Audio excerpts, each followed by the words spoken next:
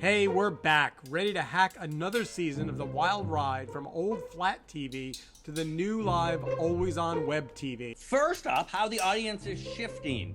The VMAs and the Olympics show that TV viewing is falling and streaming is not picking up the slack. Then, YouTube's double backflip. Are they supporting creators or censoring? A provocative commentary asks whether the shift to video means we are in a post-text world. What if all that video is awful? All that on this week's edition of Hacking TV. All right. Hey, Saul. Welcome back. Hey, Steve.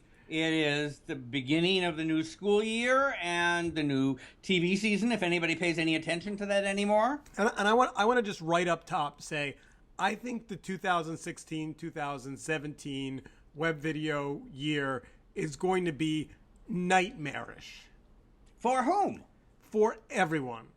For consumers. It's not the golden age?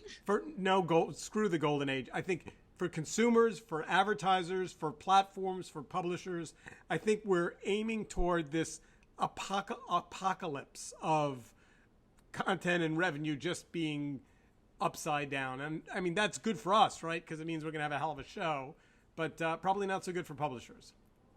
Probably a lot of uncertainty for publishers, lots of choices for consumers. That's good or bad, but there are more and more ways to get more and more things to watch. All right, and all the data shows that if you add up everything, people are watching more stuff than ever. All right, watching more stuff. But let's just start right away with the VMAs. So first of all, as a caveat, I said to both my kids a bunch of years ago, hey, are you going to watch the VMAs? And they looked at me and said, Dad, you're kidding, right? And I said, what do you mean? They said, well, the fact that you're asking us means they're not hip. Right. And by the way, having been to the VMAs a couple of times, there was a moment some number of years ago where it really was an awesome party. Just a fabulous... Well, there was a moment back in the other millennium when music videos were a big deal culturally. And when you came out with a new music video, it was, an important moment in things that hip people paid attention to. So the headline out of Variety was that viewers on Snapchat rose 75%, while TV audiences plunged. My reaction to that is like, duh. You think people don't watch TV anymore? Yeah, okay. Well, but now you have to go through that, and you basically see that when you really understand all the different ways that the numbers are dropping, average viewers during the whole course of the show was down by a third and replaced by, what are the numbers?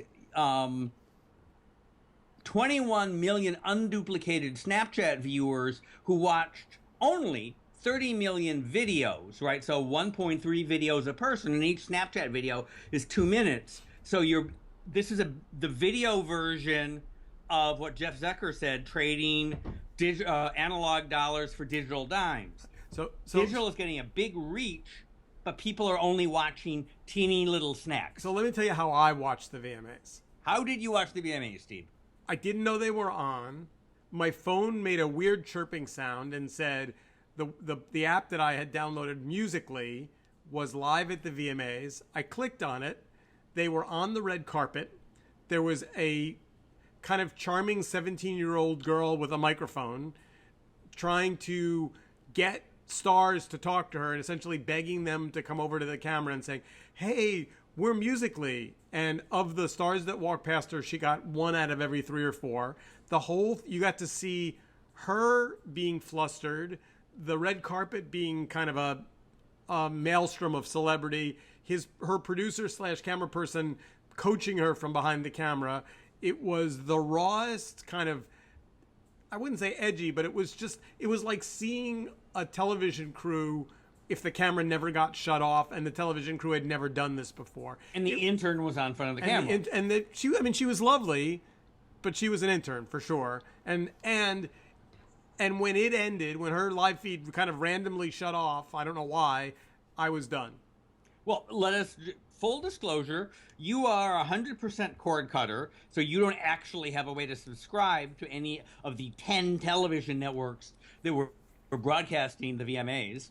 No, but I presume that I could have found a Facebook Live camera pointed at a TV somewhere, or a Periscope camera, or a something. And Right. I just didn't care to look. It wasn't, well, A, it didn't call out to you because it's deeply irrelevant. I mean, were there any musicians on there that you really wanted to see? Well, no, it was different than that though. What I knew was whatever the hot moment of the night was, whatever the controversial moment, the Justin Bieber moment, the whatever the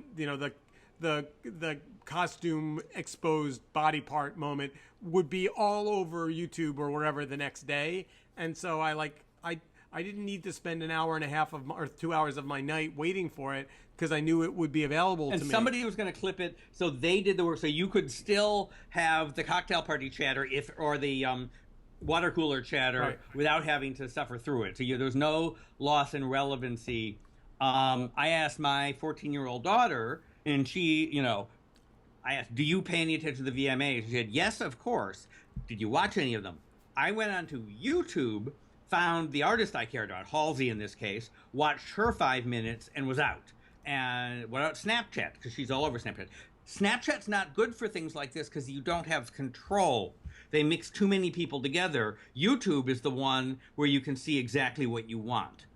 I thought that was interesting. Now, I will say I think the numbers, on Snapchat are interesting, and I was on a panel at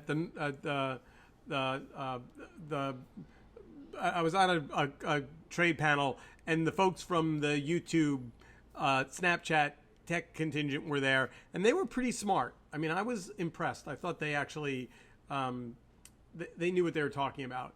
That being said, though, I mean, did Viacom make any money on their Snapchat traffic? Well, it's an interesting question. Let's go compare this to the Olympics, and maybe that's old news, but we haven't done a show since then. One of the more interesting facts I found, again, overall ratings were down substantially from 4 years ago on TV, and they got a reasonable pickup on all their streaming, except that the average rating on streaming was 1% of the number of people watching on regular television, but revenue, they made 10%. So they got a bunch of advertisers to pay essentially 10 times the CPM for streaming than they should have. So they were making lots more money on streaming than they should have by any rational argument. So that's that's NBC and the world's most aggressive ad sales force. But I think the reason why I think 2016, 2017 year is going to be so deeply troubled, economically disastrously troubled, is as simple as the fact that people have more choice now, more clickable, snappable, go here, go there, try this app, try that, than ever in the history of video. Yep. And I think also a big piece of this is that there is still an enormous amount of confusion as to what are the right formats. And the data is spread all over the lot.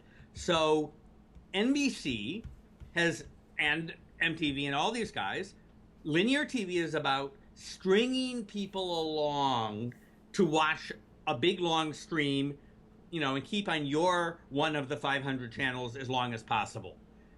And when in the YouTube world, the first real video world, and everybody else is about short to the point often, but you're competing for people's time even more, and you don't string people along as much, and so people aren't sure what to do. But taking TV and putting it in digital may not be the right choice. So I saw a pre-roll ad the other day, and I happened to notice in the player bar it said "add 1 of 1," and I thought, that's a clue, because really, at the end of the day, when you look at the ad weight that's on television, a single pre-roll ad in front of you, the clip that you want to watch, is not enough inventory to make up for the lack of television dollars. So they really want to play 3 ads before you watch that clip. If you look at Hulu, they're now putting more than one ad in things, but guess what they're doing? And CBS in the last month is copying them for an extra $5 a month. If you're not watching live, you can get rid of the ads. And so there's this combination of high ad load or pay us not to really, really annoy you. So there is some data that now says, we'll go to this next piece of data, which is there is some data that now says that people are beginning to shed cable. And, you know, tell me what you think. I mean, is this a real number? They're saying 812,000 pay TV subscribers cut the cord in the second quarter of 2016. So, yeah, a better way, since people always cut the cable declines in the second quarter because of people leaving school and things. A better way to look at it is year over year, but the same data shows 1.4 million fewer subscribers at the end of June of this year than June the year before. That's a decline about 1.4 million subscribers. That's about 2%, something like that, 1.5%, because there's 93 million subscribers. But the answer is yes. It's slow, it's accelerating, and you will go back if you actually look at the place where the vertical curve turned down. It's about 2 years ago. And I think we've seen this curve in lots of other media. It's going to accelerate. So if it's 1.5% decline this year, it'll be 2.5% or 3% next year, and 5%, then 20%.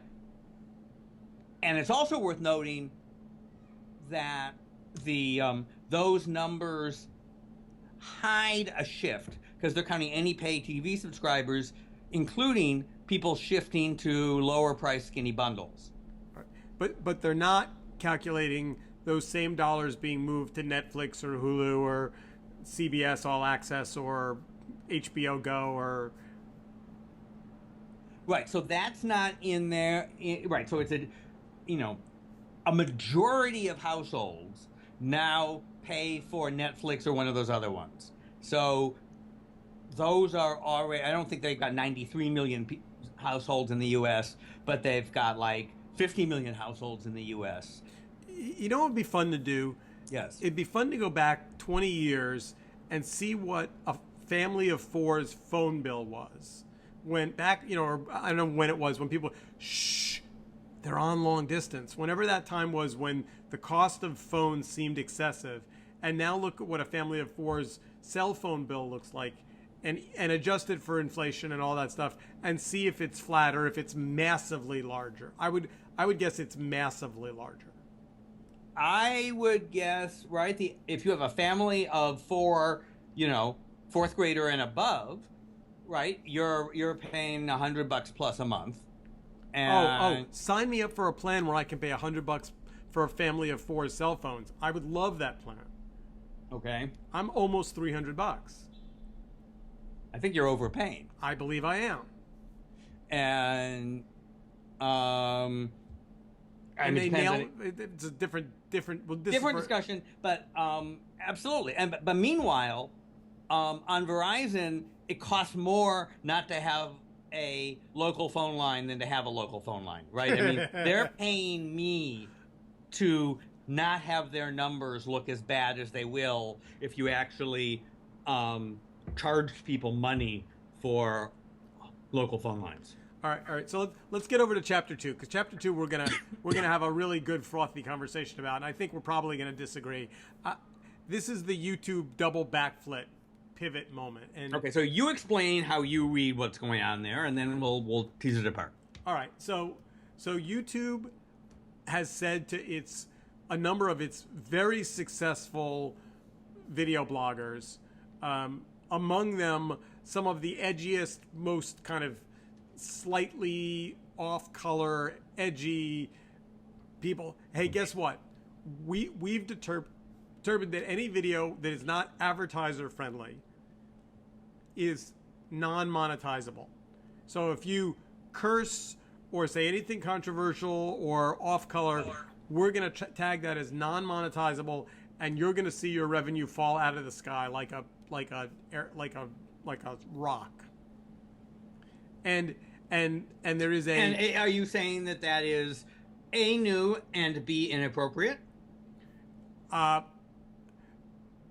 YouTube was built because a whole bunch of creators made content that wasn't your parents, I mean, YouTube was never in its core DNA biased in favor of, hey, we want to make advertiser friendly video. And if you look at a lot of the stuff that the kids watch on YouTube, it's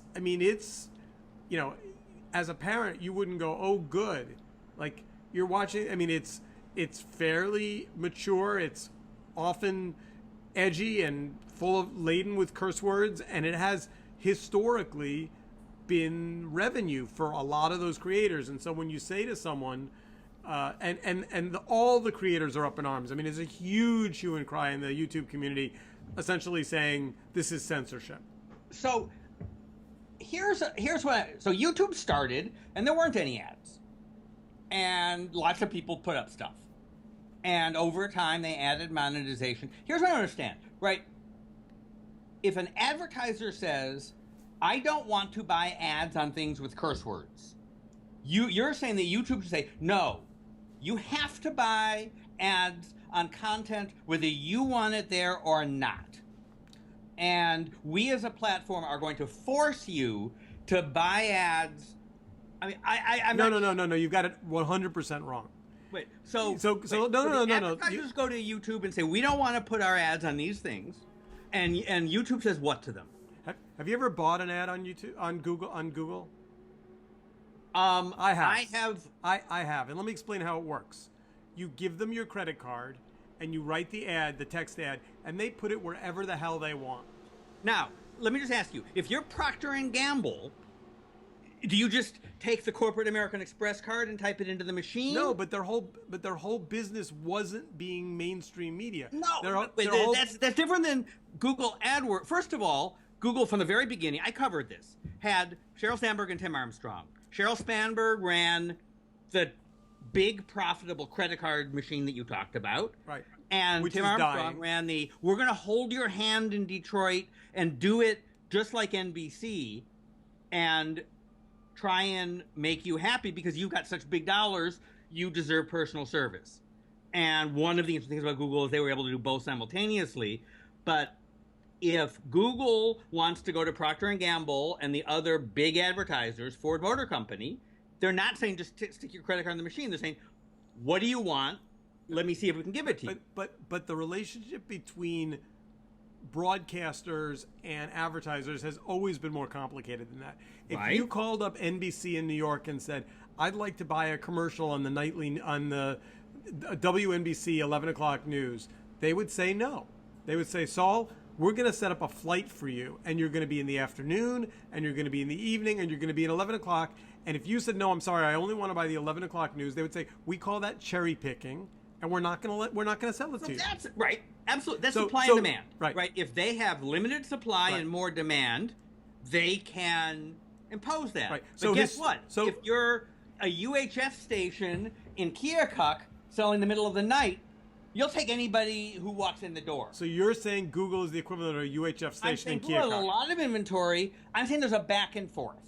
And what creators are saying, and the reason why this is a big deal, is essentially they're saying there's always been revenue for us to be able to generate views for you that are a little bit outside the norm of media, but have been successful, and you're now giving up on us. And you're here's a little bit of a parenthesis. So the news articles that I read that you sent me, right, are saying YouTube is saying we have had this policy that says, hey, creator, do what you want on our platform, but if you want advertising, we encourage you to make advertiser-friendly content, and here's what it is. And the new thing here, YouTube claims, is they were giving people more information on which videos were and weren't bumped for violating the pre-existing policy, and they gave them an appeals button so they actually could have more of a dialogue with them, and this additional information freaked people out. Yeah, that's just not true. Okay, so you're calling YouTube a liar. No, it's just not true. That's what they said. So I have videos on YouTube. Right. I have videos that I shot before the Iraq War with journalists. Yep. And when I look at them in the back end, it says not monetizable. And that only came on this week. It didn't come on when they put in this policy a couple years ago. There's no, as far as I can tell, there's no when I try to understand what about videos in Iraq make it not monetizable. There's no curse words. There's nothing objectionable. There's no violence. It's just not something in advertising. But the news story for this in the last week was suddenly they gave you an appeal button. But that, and no, they they're doing it this week. It's not like they did this last year. No, you only saw these things being kicked out in the last week. Well, to be fair, in my case, they're not videos I go out of my way to monetize, so I haven't been paying. It's not my livelihood. Right.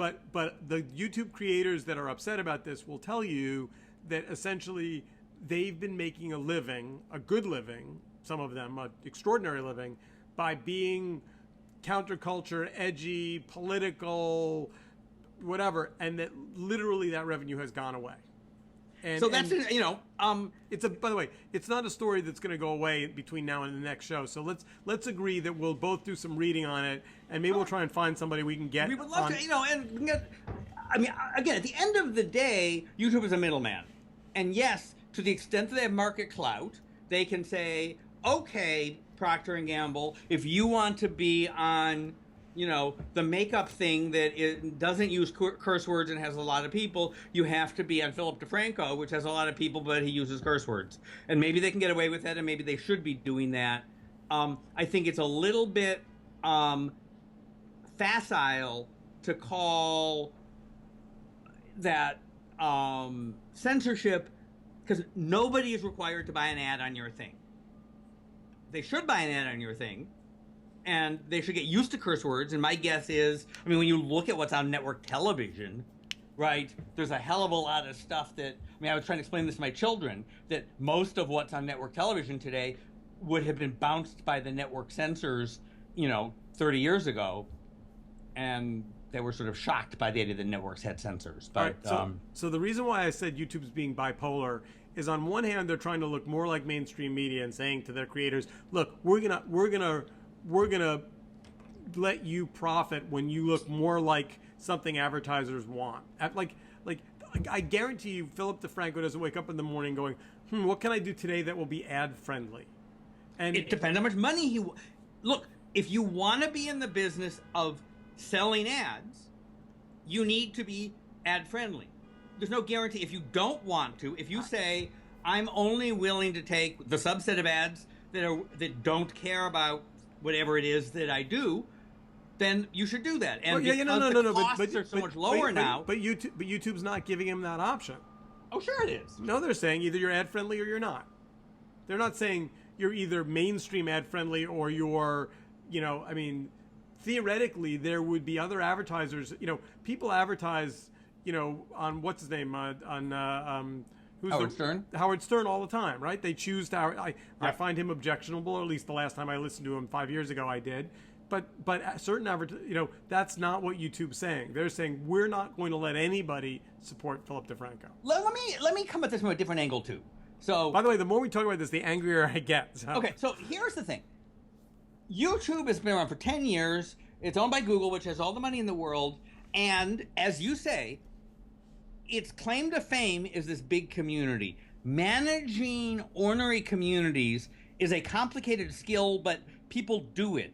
I spent a lot of time with eBay, which had a very vibrant community of people who made their livings on it. Now, this is now a couple of years ago, or Amazon, and there's a way of communicating. The fact that whether there's a debate even, did the policy change or different? And if somebody like Philip DeFranco, who is one of their top 100 people, wakes up and says, oh my God, I'm shocked that something's happening, they are not managing the community. Someone should pick up the phone and call the top 100 creators when something's changing and tell them what's happening.